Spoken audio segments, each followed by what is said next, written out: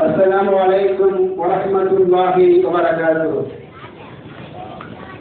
الحمد لله رب العالمين والصلاة والسلام على رسول الله سيدنا محمد وعلى آله وصحبه أجمعين أما بعد. قال الله تعالى في القرآن العظيم: أعوذ بالله من الشيطان الرجيم. بسم الله الرحمن الرحيم. إن الصلاة تنهى عن الفحشاء والمنكر. صدق الله العظيم. وقال النبي صلى الله عليه وسلم: فإذا نظر الله إليه لم يعذبه أبدا، أو كما قال عليه الصلاة والسلام.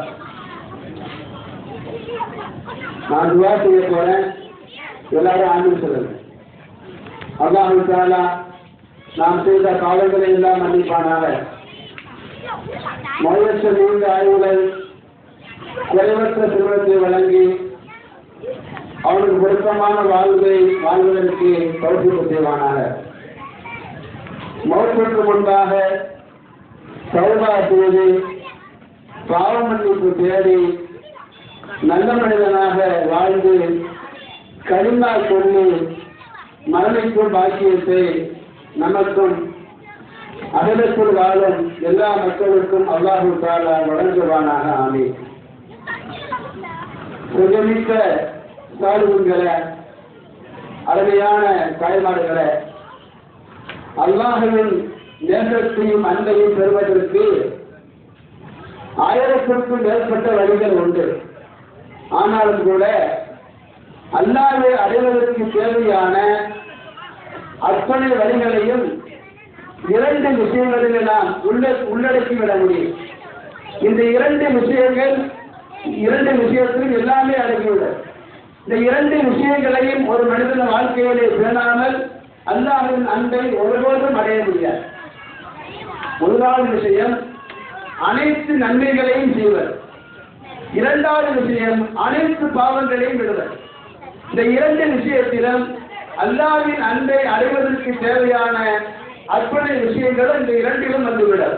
ஆனால் நமக்கு எது கஷ்டம் கேட்டா, அமல் செய்வது ஈஸி, பாவத்தை விடுவது கஷ்டம். அதுக்கு என்ன ஆதாரம்? பாவத்தை விடுவது கஷ்டம் என்பதற்கு ஆதாரம் எங்கேயும் தேட வேண்டாம். நான் ஆதாரம், உங்களுக்கு நீங்க ஆதாரம்.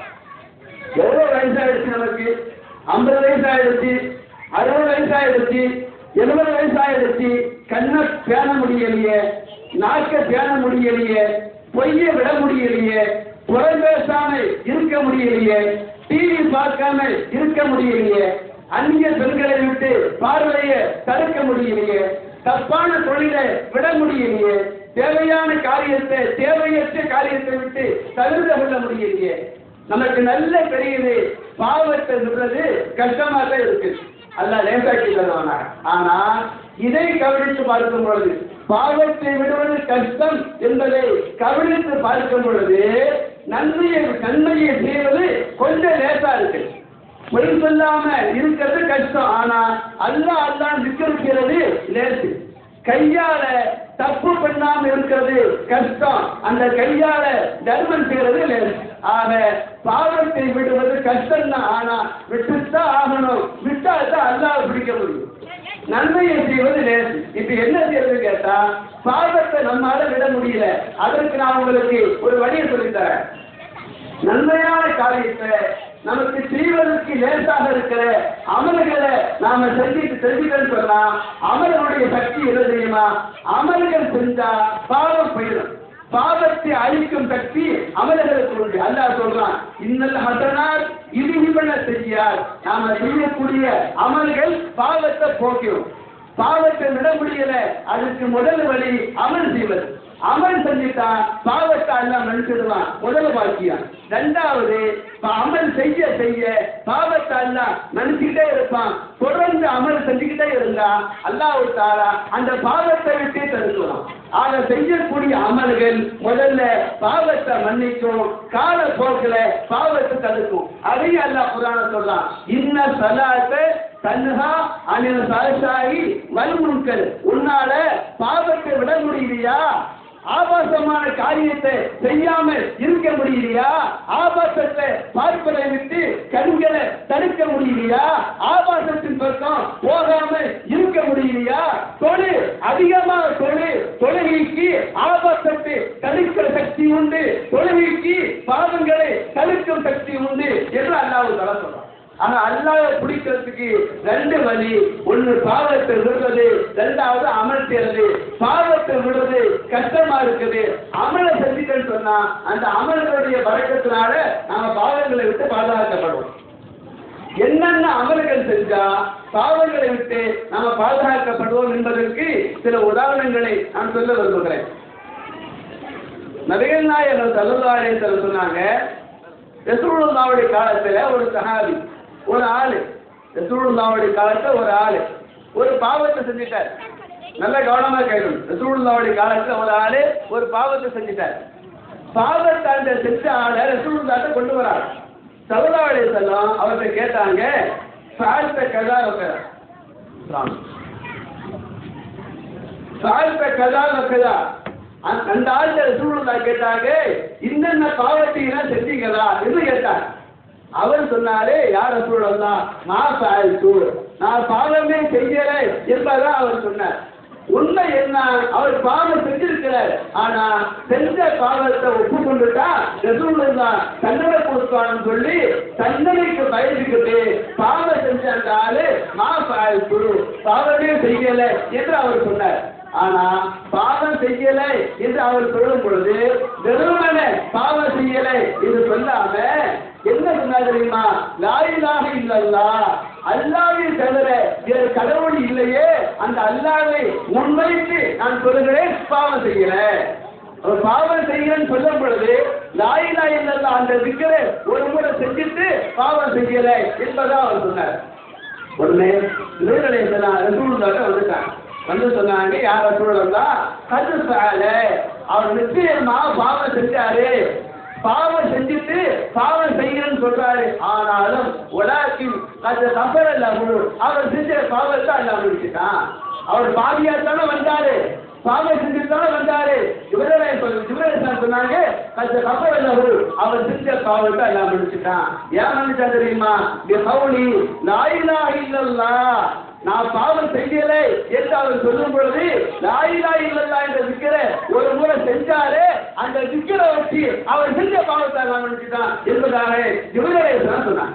அப்போ பாவியாக வந்தவர் பாவம் மன்னிக்கப்பட்டுட்டாரு, நல்லவராக மாறிட்டாரு. அவரை நல்லவராக மாற்ற வேண்டியது லா இலாஹ இல்லல்லாஹ் என்று அந்த திக்ரை செஞ்சாரு, அந்த திக்ரை தான். அவர் பாவத்தை விடுவது கஷ்டம், அதுக்கு லேசான வழி என்பது அமல்களை செஞ்சா அல்லாஹ் தஆலா பாவங்களுக்கு பாதுகாக்கலாம். இன்னொரு சம்பவம், சஹாபாக்கள் ஒரு போருக்கு போனாங்க. அந்த போர்ல ஜெயித்தாங்க, கைதிகளை பிடிச்சு கொண்டு வந்தாங்க. ஸல்லல்லாஹு அலைஹி வஸல்லம் முன்னால கைதிகளை சஹாபாக்கள் நிறுத்தினாங்க. அப்புறம் ஸல்லல்லாஹு அலைஹி வஸல்லம் எல்லா கைதிகளுக்கும் மரண தண்டனை கொடுக்கும்படி சஹாபாக்களுக்கு ரசூலுல்லாஹ் சொன்னாங்க. அப்படி சொன்ன நேரத்தில் ஸல்லல்லாஹு அலைஹி வஸல்லம் கைதிகளுக்கு தண்டனை கொடுத்து கொடுத்த அந்த சஹாபி காலிதை கூட்டிட்டு ரசூலுல்லாஹ் சொன்னாங்க, யா காலிது குஃப அனில் ரஜுல், காலிதே இந்த ஆளுக்கு மட்டும் தண்டனை கொடுக்காதீங்க, இவரை மட்டும் பலிக்கு பலியாக கொலை செய்யாதீங்க, தண்டனையை தடுத்துக் கொள்ளுங்கள், இவரை மன்னித்து விடுங்கள் என்று ஒரே ஒரு கைதியை மட்டும் ரசூலுல்லாஹ் மன்னிக்கும்படி சொன்னார். அப்போது ஹஜ்ரத் காலித் ரசூலுல்லாஹ் கேட்டாங்க, நாயகமே, எல்லா கைதிகளை விட இந்த ஆள் தான் மோசமான ஆளு, நிறைய முஸ்லிம்களை கொண்டாரு, முஸ்லிம்களுக்கு போர்க்களத்தில் நிறைய சேதாரங்களை ஏற்படுத்தினாரு, அவரை தாக்காமல் தடுப்பது தான் ரொம்ப கஷ்டமா இருந்துச்சு. சாதாரண ஆட்களை எல்லாம் மன்னிக்க சொன்னீங்க, தண்டிக்க சொன்னீங்க, பயங்கரமான இது எதிரியே மன்னிக்க சொல்றீங்களே ஏன் என்பதாக அதோட காலத்தை கேட்ட பொழுது ரசூலுல்லாஹ் பதில் சொன்னாங்க, காலிதே இவரை மன்னிக்க வேண்டும் என்று நான் சொல்லல, அல்லாஹ் சொன்னதாக ஜிப்ரீல் அலைஹிஸ்ஸலாம் கொஞ்ச நேரத்துக்கு முன்னால வந்து என்கிட்ட சொன்னாங்க. அல்லாஹ் ஏன் மன்னிக்க சொன்னா, அந்த காரணத்தை அல்லாஹ் தஆலா சொல்லி அனுப்புனா, இன்னவுக்கான சஹியன் ஃபீ கௌமிஹி, இவரே காபிராக இருந்தாலும் முஸ்லிம்களுக்கு எதிராக போர் செய்யக்கூடிய ஒரு எதிரியாக இருந்தாலும் கூட இவர் ஒரு கொலை வல்லலாக இருக்கிறார், தர்மம் செய்யக்கூடியவராக இருக்கிறார். இவருடைய தர்மத்தால் எத்தனையோ ஏழை குடும்பங்கள் வாழுகிறது. இவருடைய தர்மத்திற்கு பரிசாக அல்லாஹ் இவரை மன்னித்தார் என்பதாக இப்ராஹிம் சொன்ன செய்தியை ரசூலுல்லாஹ் சஹாபாக்கள் சொன்னாங்க. அந்த ஆள் மன்னிக்கப்படுற அந்த ஆள் இதை பார்த்து ஆச்சரியப்பட்டுட்டார்.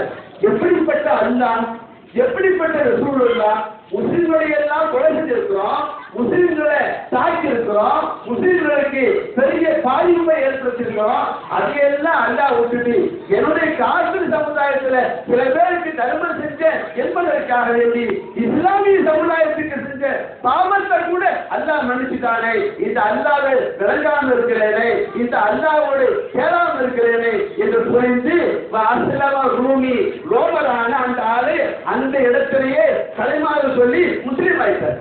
இங்க விளங்குங்க, புரிந்து கொள்ளுங்க. காசிராக இருந்தாரு, இஸ்லாத்துக்கு எதிராக பல காலங்கள் போர் செஞ்சாரு. இப்ப அவருக்கு ஈமான் கிடைச்சிச்சு, நல்லவராக மாறினாரு. அவர் நல்லவராக மாறுவதற்கு துணை நின்றது அவர் செஞ்ச தர்மம். அன்பர்களே, பாவத்தில் விட முடியாம கஷ்டப்படுறவங்களே தர்மம் செய்யுங்க, தர்மம் செய்யுங்க. அந்த தர்மத்தின் வழக்கத்தினால் அல்லாஹ் தஆலா பாவியா இருக்கும் நம்மை நல்லவர்களால் அல்லாஹ் தஆலா மாற்றி விடுகிறார். மூணாவது செய்தி, அன்பர்களே, நாம வாழ்க்கையில நல்ல மனிதனாக மாறன்னு சொன்னா நல்லவர்களோடு சேரணும். வாழ்க்கையில பாவம் செய்யாமல் இருக்கிறது கஷ்டம், நல்லவர்களோடு சேர்வது லேசு. நல்லவர்களோடு நாம் சேர்ந்து விட்டால் அல்லாஹ் தஆலா நல்லவர்களுடைய தொடர்பை கொண்டு பாவங்களை விட்டு அல்லாஹ் தஆலா நம்மை பாதுகாத்து பூவோடு சேர்ந்த நாறு மணக்குள் என்ற கணக்கில் நாராக நாறிக்கொண்டிருக்கும் முன்னை பூவாக அல்லாஹ் தஆலா மணக்க செய்வான். நாராக இருக்கும் முன்னை நாராவாக அல்லாஹ் நாராக இருந்து நாரி என்ற நரகத்துக்கு போக வேண்டிய முன்னை சாலியான ஆரோடு சேர்ந்தா சாலியான கூட்டத்தில் அல்லாஹ்வோடு சேர்த்தார். அதுக்கு ஒரு உதாரணம் அல்லாம ஷிப்லி ரஹ்மத்துல்லாஹ், மிகப்பெரிய மகான்கள், மிகப்பெரிய அவுலியா அல்லாமா ஷிப்லி ரஹ்மத்துல்லாஹ்.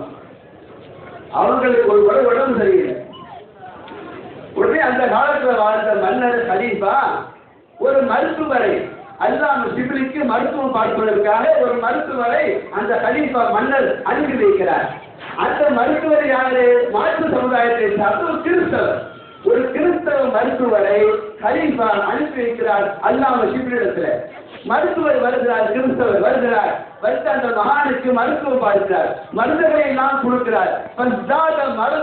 மருந்துகள் கொடுக்க மருத்துவம் பார்க்க அந்த மகானுக்கு நோய் கூடிச்சு, நோய் குறையல. மருத்துவரை தடுமாறிட்டார், ஆச்சரியப்பட்டார். நோய் மருந்து கொடுத்தா நோய் இறங்கலை செய்யணும், நோய் கூடுதல் எல்லாம் இதை அவர் ஆச்சரியப்பட்டு ரொம்ப கவலைப்பட்ட அந்த மருத்துவர் அந்த மகானை பார்த்து சொன்னாரு, மகானே, நீங்கெல்லாம் எவ்வளவு பெரிய ஆளு, நீங்கெல்லாம் வாழ வேண்டிய ஆளு, நீங்க இருந்தால்தான் ஊர் செழிக்கும், மக்கள் நல்லா இருப்பாங்க. உங்களுக்கு உங்கள் நோய் குணமாகுவதற்கு என்னுடைய ஏதாவது ஒரு உறுப்பை நான் தியாக பண்ணாதான், என் உறுப்பை அறுத்து உங்களுக்கு கொடுத்தால்தான் உங்க நோய் போகும் சொன்னா உங்களை காப்பாற்ற என் உறுப்பை இழக்க தயார், என் உயிரை இழக்க தயார், என்னை அர்ப்பணிக்க தயார், நீங்கள் வாழ வேண்டும், உலகத்தை வாழ வைக்க வேண்டும் மகானே என்பதாக அந்த கிறிஸ்துவ மருத்துவர் சொன்ன பொழுது அந்த மகான் சொன்னாங்க, எனக்காக வேண்டி ஒரு உறுப்பையெல்லாம் இழக்க வேண்டாம், உயிரெல்லாம் இட வேண்டாமா, ஒண்ணு செய்ய வேண்டாம், கலிமா சொல்லாம இருக்கிறீப்பா, நீ கலிமா சொல்லி முஸ்லீம் ஆகிடும்பதாக அவரை பார்த்து சொன்னான். உடனே அந்த கிறிஸ்தவ மருத்துவர் தான் அந்த இடத்துல அசுரம கலிமா சொல்லி அந்த இடத்துல முஸ்லீம் ஆகிட்டார். நல்ல நீங்க புரியணும், அந்த மகானுக்கு உடம்பு சரியில்லை, எல்லா மருந்து கொடுத்தாச்சு, படுக்கிறாரு, எந்திரிக்க முடியல, நோய் போகல, நோய் கூடிச்சு சொன்னாங்க. அந்த மகானு கலிமா சொல்லி சொன்னாங்க. அந்த கிறிஸ்தவ மருத்துவர் கலிமா சொன்னாரு. சிவனி படுக்கையில கிடந்த அந்த மகானு அந்த கிறிஸ்தவ மருத்துவர் கலிமா சொன்ன உடனே புள்ளி குதிச்சு எழுதுனான், வேகமா எழுதிச்சுட்டாங்க. நோயெல்லாம் காணாம பிடிச்சு பரிபூர்ணமான சுரத்தை அவங்க பெற்றுட்டாங்க. காண லம் எக்குந்திக்கு பரவல் நோயாளியை போலவே அவங்க இல்லை, நல்லா ஆயிட்டான்.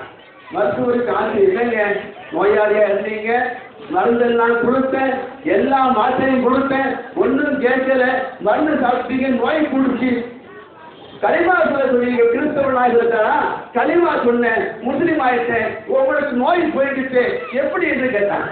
அந்த மருத்துவர் சொன்னாரு, என் நோய்க்கு ஒன்னும் காரணம் இல்லப்பா, நீ களிமா சொல்லாம இருந்தியே, வழிகேட்டல் இருந்தாயே, என்னுடைய நண்பனாக இருக்கிற நீ, என்னை நேசிக்கக்கூடிய நீ வழிகேட்டல் இருக்கிறாயே, தவறான பாதையில் செல்கிறாயே என்று நினைத்து உனக்காக கவலைப்பட்டேன், உனக்காக துவா கேட்டேன், நீ வழிகேட்டில் இருப்பதை நினைச்சு கவலைப்பட்டு தான் எனக்கு நோய் வந்துடுச்சு, நீ களிமா சொன்ன, கவலை போயிடுச்சு, சந்தோஷம் வந்துடுச்சு, என் நோய் போயிடுச்சு.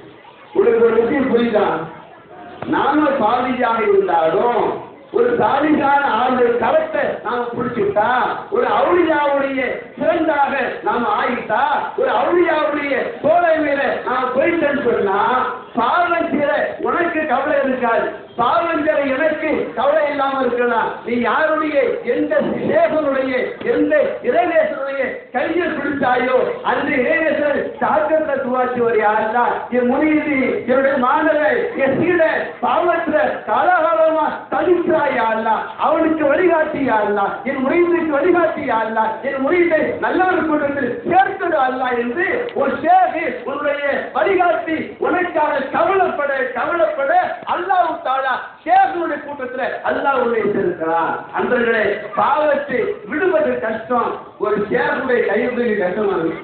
இந்த ஷேக் இந்த கையை அறுத்தா கேட்கிறார், பாவத்தை விடுறது கஷ்டம், திருத்த முடியல, 40 வயசு திருத்த முடியல, 50 வயசு திருத்த முடியல, 60 வயசு திருத்த முடியல.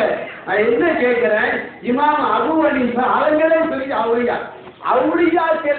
அவுளியாக்களை பிடிச்சுதான் அவுளியாக ஆனாங்க, ஆலிம்களே அவுளியாக்களை பிடிச்சுதான் அவுளியாக்கள் ஆனாங்க. பெரிய சேகமார்களே, எந்த சேகும் தானா சேகார, ஒரு சேக பிடிச்சுதான் ஒரு சேக வந்தாரு, ஒரு அவுளியாவை பிடிச்சுதான் ஒரு அவுளியா வந்தாரு, ஒரு அவுளியாவை பிடிச்சுதான் ஒரு மகான் வந்தார். நான் என்ன கேட்கிறேன், ஒரு அவுளியாவுக்கு அவுளியாவுக்கு ஒரு அவுளியா தேவைப்பட்டா, பாவத்தில் மாற்றிட்டு முழிக்கக்கூடிய நாம, பாவத்தில் சிக்கி தவிக்கக்கூடிய நாம, ஒரு சேகுடைய கையை பிடிக்காம எந்த காலத்துல மகானாக ஆக முடியும் யோசிச்சு பாருங்க. கடைசி ஒரு செய்தி கொடுத்தாங்க, அல்லாமா கத்தானி ரஹ்மத்துல்லாஹ், அல்லாமா கத்தான் பெரிய மகான்க. நான் என்ன டைப்ல பேசுனேங்க, பாவத்தை விடுறது கஷ்டம், அதை விட ஈஸி நன்மை, ஈஸியா இருக்கக்கூடிய நன்மையை செஞ்சுட்டா கஷ்டமான பாவத்தை விட்டு அல்லாஹ்வை பாதுகாக்கிறார். அதற்கு கடைசி ஒரு செய்தி, அல்லாமா கத்தானி பெரிய மகான். ரசூலுல்லாஹ் கனவுல பார்க்க ஆசைப்பட்டான். ரசூலுல்லாஹ் ஏன் கனவுல வரல, ரசூலுல்லாஹ் ஏன் கனவுல வரல, ரசூலுல்லாஹ்வுடைய வாழ்க்கை வரல, ரசூலுல்லாஹ் கனவுல வரல, ரசூலுல்லாஹ் ஏன் கனவுல வரல, அகத்துல ரசூலுல்லாஹ் வரல, இதய கண்ணுல ரசூலுல்லாஹ் வரல, அக கண்ணுல ரசூலுல்லாஹ் இல்ல, அக கண்ணுல ரசூலுல்லாஹ் வராட்டா, புற கண்ணுல ரசூலுல்லாஹ் வரமாட்டா. நபியல்லாஹு ஸல்லல்லாஹு அலைஹி வஸல்லம் பார்க்கிறதுக்கு ஆசைப்பட்டார், காத்துக்கு வந்தார், தவறுதா ரசூலுல்லாஹ் பார்க்கவில்லை.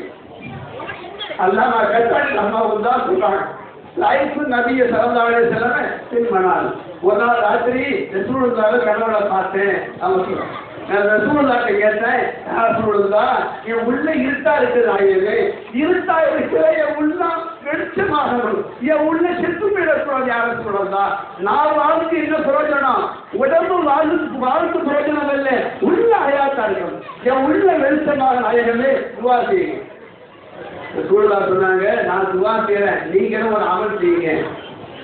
குல்ல யோமி 40 மர்ரா யா ஹய்யு யா கய்யூம் லா இலாஹ இல்லா அன்த, சொல்லுங்க, யா ஹய்யு யா கய்யூம் லா இலாஹ இல்லா அன்த, திரும்ப சொல்லுங்க, யா ஹய்யு யா கய்யூம் லா இலாஹ இல்லா அன்த.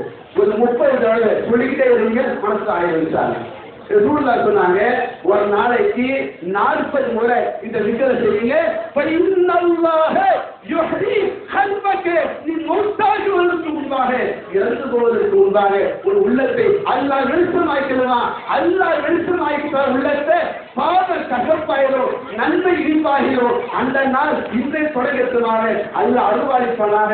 ஆமீன். அல்லாஹ் தஆலா இந்த மதரசா கியாமத் வரையில் தொடர்ந்து நடக்க எங்களுடைய ஆசிரியர் பெருந்தகை ஹஜ்ரத் கிப்லா அவர்கள் மார்க்க கல்வியோடு ஆன்மீக கல்வியையும் சேர்த்து தரக்கூடிய அற்புதமான இந்த மதரசா கியாமத் வரையில் தொடர்ந்து நீடிக்க நிலைத்து இருக்க நூற்றுக்கணக்கான லட்சக்கணக்கான கோடிக்கணக்கான ஆசிரியர்கள் ஆலயமாக்கள் உருவாக இங்கு பட்டம் பெறுகிற எல்லா பிள்ளைகளும் ஆசிப்புள்ள ஆசிரியர் ரசூலாக அல்லாஹ்வுல்லாஹ் அல்லாஹ்வை அறிந்த மகான்களாக ரசூலுல்லாஹை காதலிக்கக்கூடிய மகான்களாக இந்த எல்லா மாணவிகளும் வளர உயர அல்லாஹ் தஆலா தௌஃபீக் செய்வானாக. இந்த கூட்டத்தில் அல்லாஹ் தஆலா நம்மையும் சேர்த்துக் கொள்வானாக. ஆமீன் யா ரப்பல் ஆலமீன். وآخر دعوانا أن الحمد لله رب العالمين. السلام عليكم ورحمة الله وبركاته.